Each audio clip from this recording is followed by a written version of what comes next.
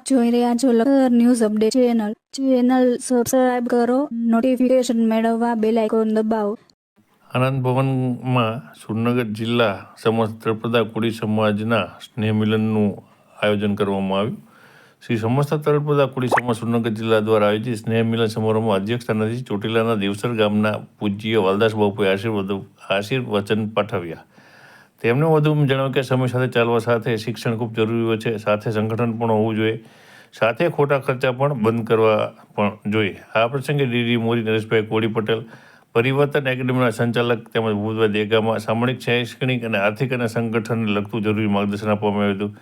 આ કાર્યક્રમમાં સંતો આવી પહોંચ્યા હતા. તેમની સાથે આવેલા સૌ સમાજના આગેવાનો પર ઉપસ્થિત જ્ઞાતિજનોએ અને પુષ્પવૃષ્ટિ કરી હતી અને ત્યારબાદ સૌ સમાજના આગેવાનોએ ઉપસ્થિત જ્ઞાતિજનો ઉપર પુષ્પવૃષ્ટિ કરી અને તેમનું સ્વાગત કરવામાં સાગરિયા મથુરભાઈ વાલજીભાઈ, ગામ નાના કેરાળા, અખિલ ભારતીય કોળી સમાજ ગુજરાત મહામંત્રી.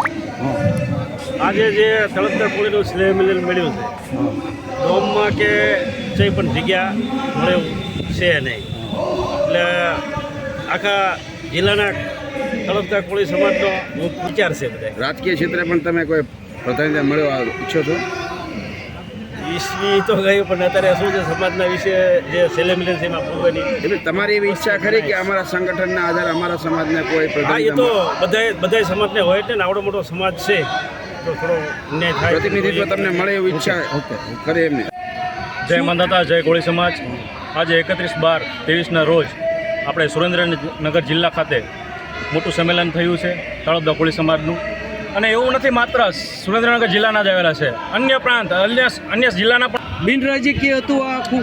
ના, આમાં કોઈ રાજકીય પ્રમાણે કંઈ છે જ નહીં. સમાજને લક્ષી છે. સમાજ એકત્રિત થાય, એક થાળીએ જમે અને બધાનો સ્નેહ મિલન થાય અને બધાનો પ્રેમ એકબીજા પર થાય, એ માટેનો આ કાર્યક્રમ.